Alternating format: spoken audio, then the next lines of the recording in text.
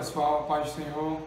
Hoje nós estamos reunidos aqui para, de uma maneira diferente de ministrar a EBD, diferente do que a gente está acostumado semanalmente, domingo a domingo, estarmos juntos para continuar com as lições, hoje com a classe Timóteo e a classe Adassa, todos juntos. Eu espero que vocês possam acompanhar esse vídeo, possam receber não só essas duas classes, mas também todas as classes que estarão assistindo essa aula lá no portal da Assembleia de Deus, Alagoas. E de antemão eu queria que vocês continuassem orando. Eu sei que vocês já estão fazendo isso, espero que estejam, mas continuem orando por essa situação, por tudo isso que a gente tem enfrentado. E clamem ao nosso Deus, porque Ele pode fazer todas as coisas, tá? Vamos hoje continuar na sequência. A gente vem tratando sobre os profetas menores, eu ia falar os pequenos profetas, mas os profetas menores, e a gente vai trabalhar a lição 12, a lição de Zacarias, o reinado do Messias, tá? E a leitura bíblica para essa lição, ela está em Zacarias, capítulo 14, nós leremos os versículos de 1 ao 4, 16, 20 e 21, capítulo 14. Eis que vem o dia do Senhor, em que os teus despojos se repartirão no meio de ti. Porque eu ajuntarei todas as nações para a peleja contra Jerusalém, e a cidade será tomada, e as casas serão saqueadas, e as mulheres forçadas, e metade da cidade sairá para o cativeiro, mas o resto do povo não será expulso. E o Senhor sairá e pelejará contra estas nações, como pelejou no dia da batalha. E naquele dia estarão os seus pés sobre o Monte das Oliveiras, que está de fronte de Jerusalém, para o oriente. E o Monte das Oliveiras será fendido pelo meio, para o oriente e para o ocidente. E haverá um vale muito grande. E metade do monte se apartará para o norte e a outra metade dele para o sul. E acontecerá que todos os que restarem de todas as nações que vieram contra Jerusalém subirão de ano em ano para adorarem o Rei, o Senhor dos Exércitos, e para celebrarem a festa das cabanas. Naquele dia, o versículo 20, se gravará sobre as campanhas dos cavalos: santidade ao Senhor, e as panelas na casa do Senhor serão como estas bacias diante do altar. E todas as panelas em Jerusalém e Judá serão consagradas ao Senhor dos Exércitos, e todos os que sacrificarem virão, e delas tomarão, e nelas cozerão. E não haverá mais cananeu na casa do Senhor dos Exércitos naquele dia. Essa é a leitura bíblica, que é para ser feita em classe, como a gente está fazendo. E agora a gente vai tratar sobre uma introdução rápida sobre o livro de Zacarias. Primeiro de tudo, o comentarista ele vai destacar, e ele vem destacando ao longo dessas lições, falando desses profetas menores, qual a função dos profetas, qual o objetivo desses profetas aqui na terra, porque Deus escolheu e Deus os colocou aqui para aquele tempo, e as suas palavras nos alcançando até os dias de hoje. E a principal função dos profetas, ele vai destacar, eu achei bastante interessante, é que esses profetas eram instrumentos de Deus para levar os seus propósitos e juízo ao povo. Deus, nesse livro de Zacarias, ele vai declarar algo muito importante através da vida de Zacarias. Ele vai dizer, e ele vai deixar claro, que a partir do momento e através das atitudes que as pessoas têm em relação a buscar a Deus, a partir do momento que a nação se volta para Deus, Ele se revela, Ele se mostra à nação, àquele povo e também a nós hoje em dia, tá? E o interessante é que ele deixa isso claro nos tempos de Zacarias e também traz a nós. À medida que o povo se voltasse para ele, o próprio Deus se voltaria para a nação.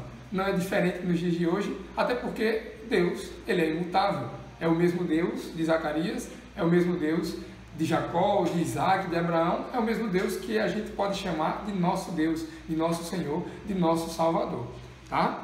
Então, o tema central em Zacarias é Jesus. É simples, gente? Simples. É o Messias. Zacarias, ele vai falar e vai trazer profecias a respeito, principalmente da vinda de Jesus, do ministério de Jesus, do reinado de Jesus. E O interessante é que, com essas profecias, Zacarias vai tentar mostrar, confirmar a soberania divina e os planos para a humanidade, desde o início, desde o princípio, né, desde lá de Gênesis, até os dias dele e os nossos dias também. E o interessante é que quando Zacarias ele começa a fazer essas profecias, e o livro todo de Zacarias, ele tem, lógico, um viés, um cunho escatológico, porque se ele está falando das coisas que estão por vir, e principalmente está falando especificamente de Jesus Cristo, é impossível não relacionar a escatologia, né? Tanto ao ministério de Jesus, cumprido aqui na Terra, que é mostrado nos Evangelhos e no Novo Testamento, como também no livro de Apocalipse, o que está por vir.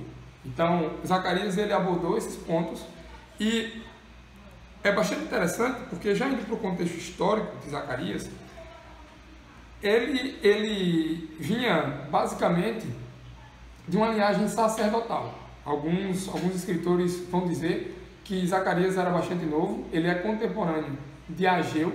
Ageu já era um ancião na época do seu ministério profético, e Zacarias era contemporâneo de Ageu. A gente viu ao longo, essa é a 12ª lição da nossa revista, a gente viu que da primeira que não, que é a introdutória, mas da segunda até a 11ª, a gente viu todos os pequenos profetas. Até agora a gente já está no penúltimo, né? Zacarias é o penúltimo livro do Antigo Testamento, depois dele só Malaquias. Então a gente já está no penúltimo e a gente observa, como a gente observou lá no começo, o spoiler dos comentaristas que fizeram, dos redatores que fizeram a lição, que Deus ele vai escolher quem ele bem entende, para fazer o que ele quer, para fazer o que ele determina. A gente viu que existiam profetas que eram camponeses, eram agricultores, eram pobres, outros eram da nobreza e outros eram da linhagem sacerdotal, como é o caso agora de Zacarias. Zacarias ele vinha de uma linhagem sacerdotal, contemporâneo de Ageu, e ele exerceu seu ministério profético entre os anos 520 e 510 a.C. Os historiadores e os estudiosos vão datar essa faixa de intervalo de tempo onde ele pôde exercer seu ministério profético. Tá? O interessante é que no contexto de vida lá, da contemporaneidade de Zacarias, a nação de Israel ela vivia sob o domínio persa, tá? Ela vivia já em terras próprias, mas não eram livres nessa terra. Jerusalém não pertencia a essa nação, estavam sob o domínio persa. Tá? E o interessante é que Zacarias assume esse ministério profético no período pós-exílico. Eles estão voltando do exílio e aí, consequentemente, com todas as mazelas de quem volta do exílio. Eles estavam desesperançosos, eles estavam tristes, porque ainda assim o povo, a nação, não era livre, estava sob o domínio persa nesse momento específico. Mas eles estavam com sua honra, vamos dizer assim, abalada, estavam sem esperanças. E aí o Zacarias ele vem trazer dois pontos principais. Além, claro, de falar sobre Jesus o Messias, ele vai ter uma preocupação com a reconstrução do templo de Jerusalém. Isso é um ponto marcante do seu ministério profético. E também ele tem meio que uma atribuição de organizar a comunidade judaica naquela época que está voltando desse exílio. Uma comunidade que ainda está se acostumando com a ideia de buscar e saber que é possível ter liberdade através de Deus, na época, através do Senhor daquela nação. Tá? Então ele vem para trazer essas coisas. E o interessante é que, com todo esse contexto, todo esse sentido, Zacarias vem para trazer esperança. Deus determina Zacarias para aquele povo, para aquela situação de tempo, diante daquele momento, para trazer esperança na reconstrução do templo e na reestruturação de Israel, como também esperança para os dias vindouros, através das palavras de Cristo. E o interessante é que não é aleatório, né? A gente não acredita em nada aleatório. Essa lição ela recai nos tempos de crise que a gente está vivendo, diante desse vírus que se espalha, dentro do coronavírus, diante de todas as repercussões que existem pelo mundo, diante de toda a preocupação da OMS, dos ministérios de saúde.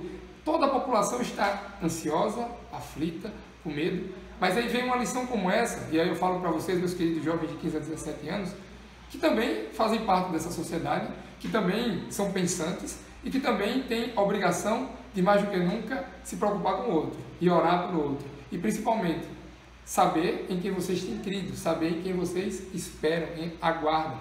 Então, Zacarias traz esperança ao povo de Israel naquele tempo. E também com essa lição a gente vai ver no final, porque logicamente a gente não vai falar só sobre informações do livro, sobre o profeta, mas a gente tem uma mensagem objetiva e específica sobre o que Zacarias, no geral, ele quis trazer, o que Deus, através da vida de Zacarias, quis trazer para o seu povo e para a gente hoje. A gente tem a oportunidade de sentir e testemunhar da esperança que Deus nos dá através da sua palavra, através dele, a esperança nele para esses dias que estão sendo difíceis, tá?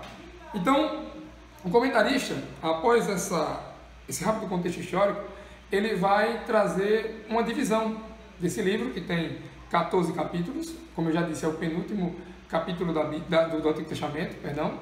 E nesses 14 capítulos, ele vai dividir em 3 partes. A primeira parte é a parte que envolve do capítulo 1 ao capítulo 6, que aborda as visões referentes às visões que Zacarias teve e que revelou ao povo. Essas visões são basicamente Deus se relacionando com aquele povo. As ações que Deus teria para aquela nação, para a nação de Israel, para aquele povo. Então, são 8 visões.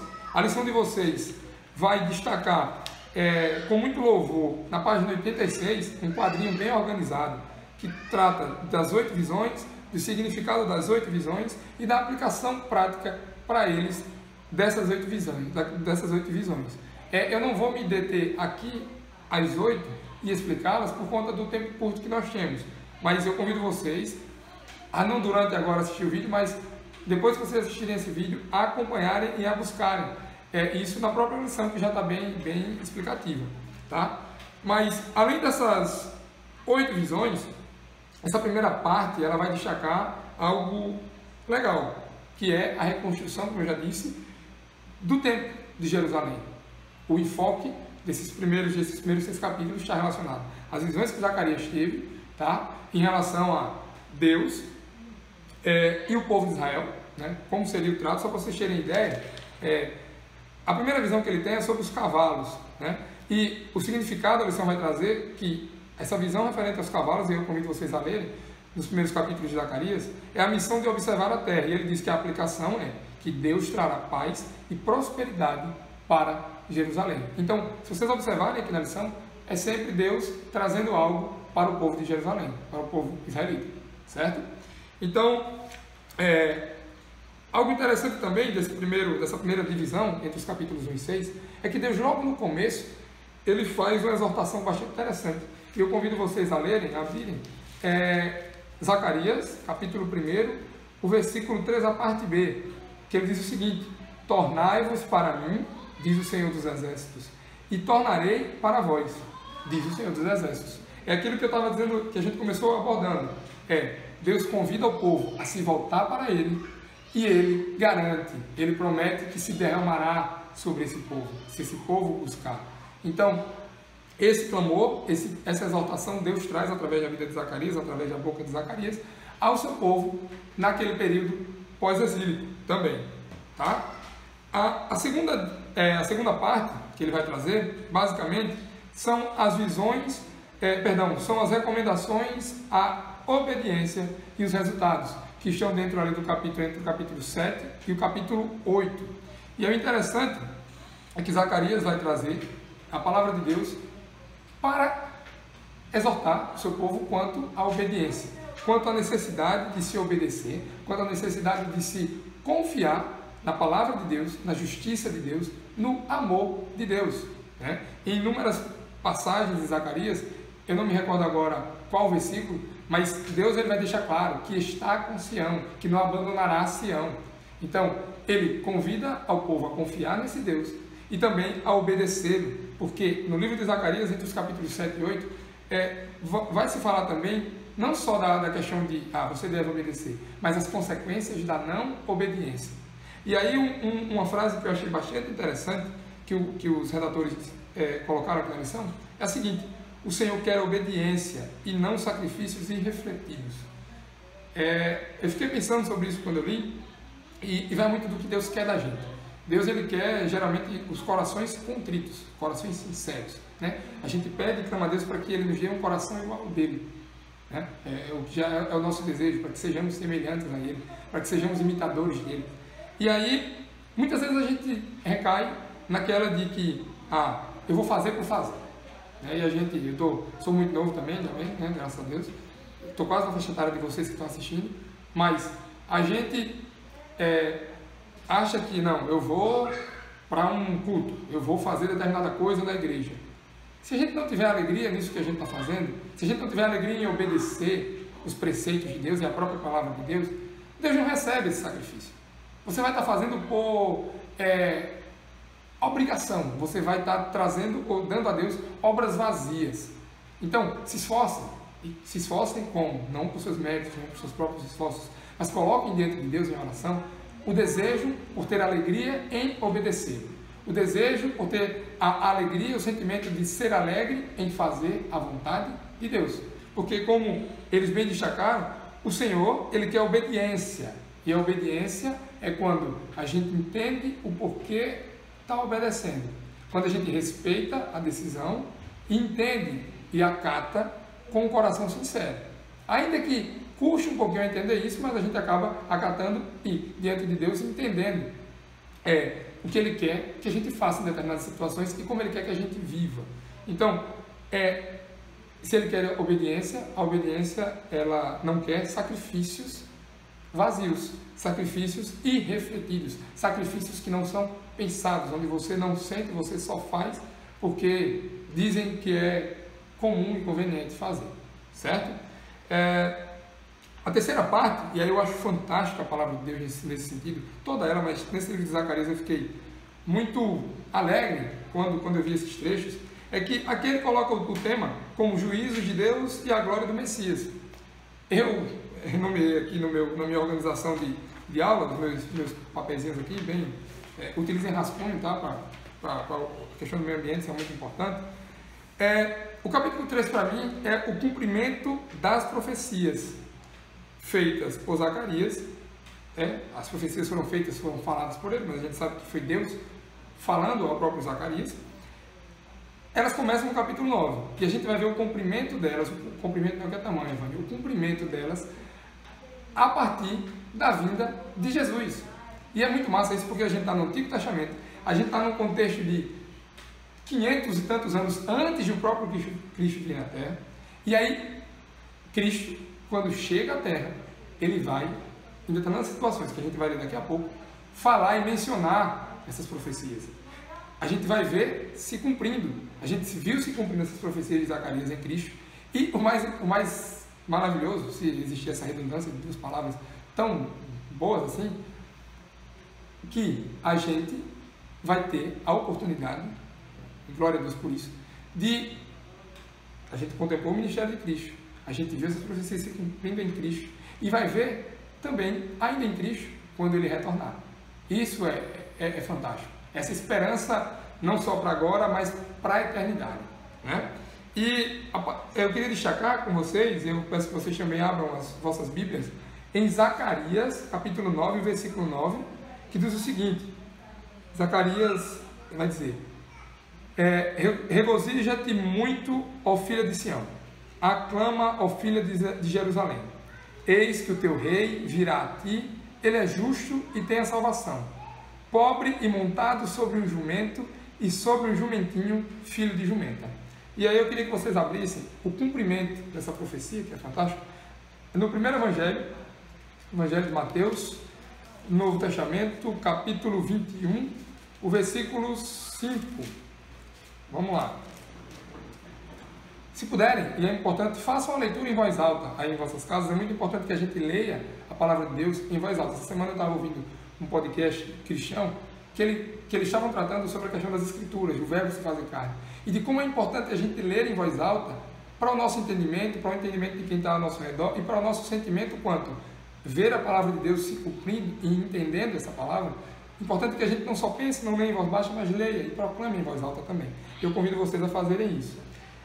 Mateus 21, capítulo 5, diz o seguinte: Dizei à filha de Sião, eis que o teu rei vem a ti, e eu me perdi, manso e assentado sobre uma jumenta, e sobre um jumentinho, cria de animal de carga.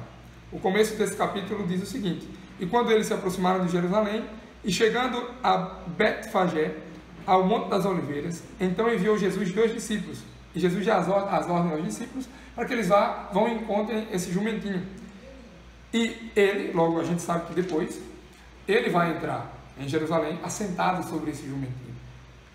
Zacarias disse isso há 520, 510, se a gente somar a idade de Cristo na época, há 550, para mais de 550 anos antes dele.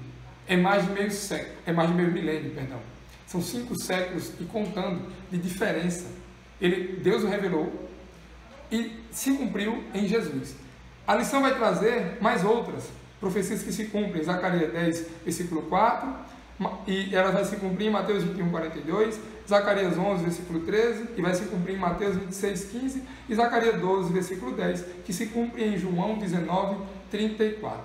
Evânio, para que, ainda que eu não me vislumbre, e é meio que preocupante se você não se vislumbrar e não ficar encantado com isso, porque como a palavra de Deus, ela é verídica, ela tem o poder de nos trazer confiança, de nos trazer esperança, mas acima de tudo,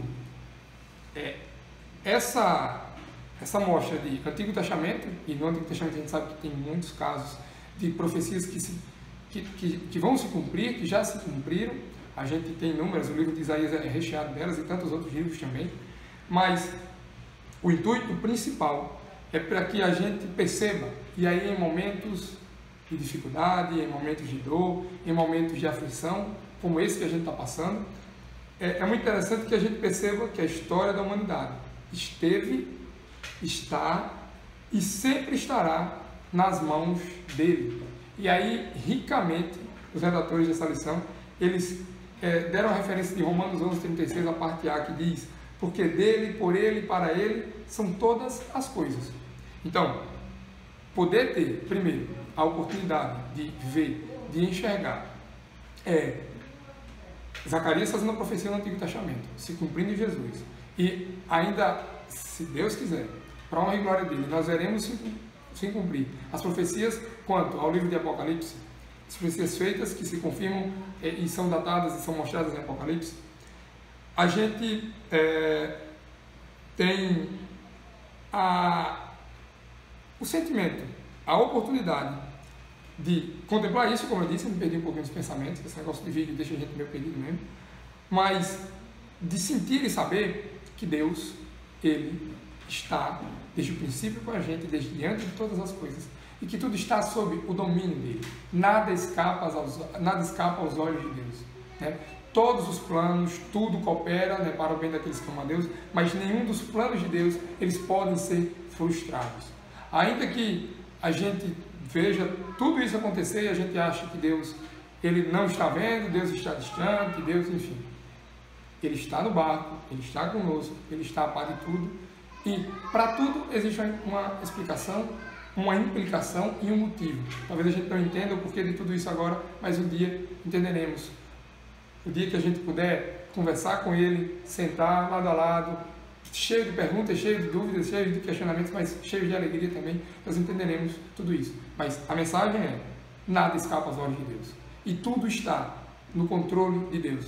Tudo na humanidade. E sempre estará. Então, nos acalmemos, continuemos sensatos, equilibrados e confiantes, não em nós, não no álcool gel, mas em Cristo, em Jesus.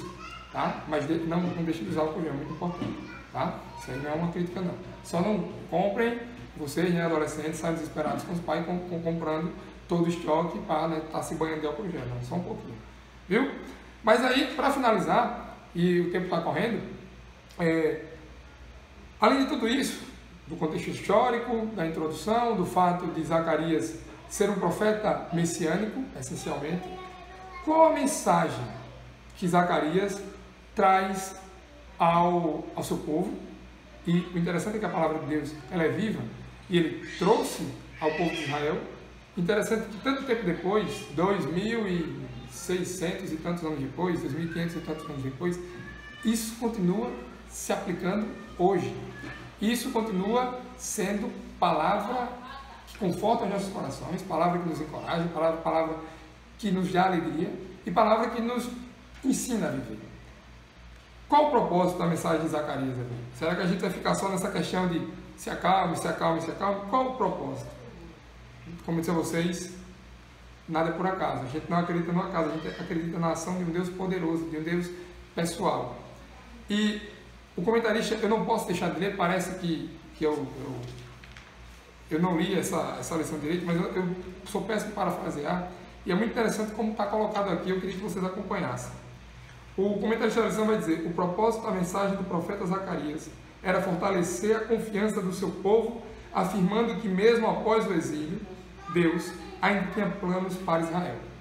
Então aquele povo estava desesperançoso, aquele povo estava sem confiança nenhuma, estavam tristes, estavam cabisbaixos. Imaginem vocês passarem por tantos e tantos percalços, nações e nações saqueando, destruindo, prendendo, e você está nesse vai e volta, nesses conflitos e geralmente sofrendo por esses conflitos, né? Mas Deus ele vem dizer através de Zacarias que ainda tem planos para Israel. E aí ele vai dizer: diante das cenas que viu ao chegar a Jerusalém destruída, o povo duvidou de que um dia seria uma nação forte e livre novamente. É muito comum que os olhos humanos, eles, por não enxergarem, né, eles não conseguem, a gente não consegue, a ciência fala que a gente não consegue ver a uma certa distância, depois do nosso campo de visão ele é limitado. Então, quando a gente olha para determinada situação, como uma dessas pessoas naquela época do período pós-exílio, e a gente está vivendo hoje, a gente olha e, poxa, não tem muita saída, não tem muita alternativa. Só que ele vai destacar aqui na lição que é natural que os olhos humanos ponham suas esperanças no que vem, mas o nosso Deus nos orienta a crer no impossível. É uma fala bem pentecostal, né? É bem, né, de fogo, e é legal que seja. Por quê? O nosso Deus ele é o Deus do impossível. O nosso Deus ele é o Deus capaz de fazer todas as coisas. O professor Gilberto, bem conhecido pela gente, ele fez uma analogia na sua aula que eu não sei se vocês estão vendo a minha mão, mas aqui é o mundo, como se fosse o mundo. Nós estaríamos aqui, e aqui estaria no meio presente, passado e futuro. Deus ele está aqui, enxergando todas essas coisas simultaneamente, porque ele é onipotente, onisciente, onipresente, e para ele não tem problema de temporalidade, ele pode todas as coisas. E da mesma forma que ele pode, quando a gente diz esse jargão bem conhecido por nós, que é uma verdade absoluta, que ele pode todas as coisas conforme a sua vontade, são todas as coisas. Ele pode fazer todas as coisas. Ele pode curar essas 280, 270 mil pessoas que estão contaminadas com coronavírus. Ele pode reverter quadros que, para nós, aos nossos olhos, são impossíveis. Só que também nós temos que ter fé e ter esperança nisso. A mensagem de Zacarias vem para vocês hoje, né, nesse sentido. Qual a aplicação prática? Diante de toda a história, diante de todo o contexto, diante de toda a divisão do livro que o comentarista traz, qual a aplicação prática? Eu queria que vocês abrissem em Gênesis 18, 14, capítulo 18, versículo 14, eu pulei lá para o índice, minha gente, aqui, mas vamos lá, 18, 14, que eu estou procurando, diz o seguinte, Gênesis, capítulo 18, versículo 14, há alguma coisa difícil demais para o Senhor? Essa pergunta que eu deixo para vocês pensarem. Há alguma coisa difícil, impossível para o Senhor? A resposta é não. Né? Não há nada muito difícil ou muito complicado para Deus. Tá? E o interessante é que ele também vai destacar aqui que quando isso se cumprisse, porque o parágrafo começa do seguinte modo: profeta Zacarias conduz o olhar dos judeus para as promessas do Senhor, foi o que a gente falou. A vinda esplendorosa do Messias e o governo eterno. Então ele vai trazer Jesus como Senhor, sacerdote e rei, né?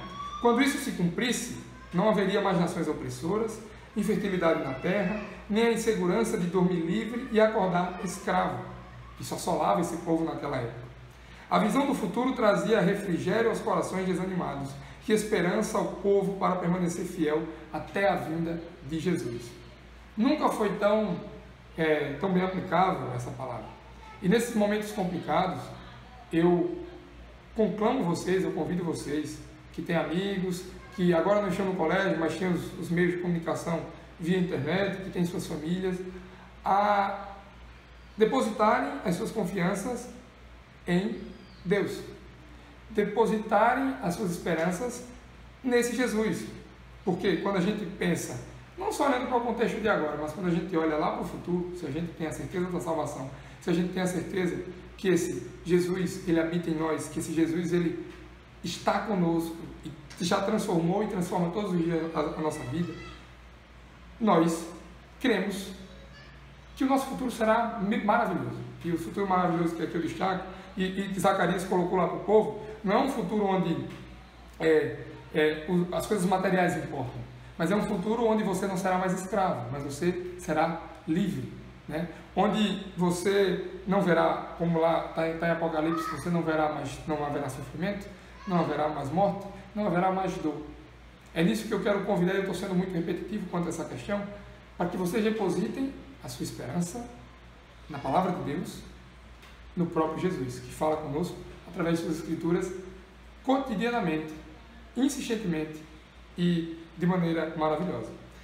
Para finalizar, o comentarista, e é uma conclusão que eu vou parafrasear algumas coisas, ele vai dizer que Deus tem o controle da história em suas mãos. E a gente pode ver isso nesses poucos 32 minutos e 21, 22, 23 agora, 25 segundos, que a gente pode falar sobre o ministério profético de Zacarias.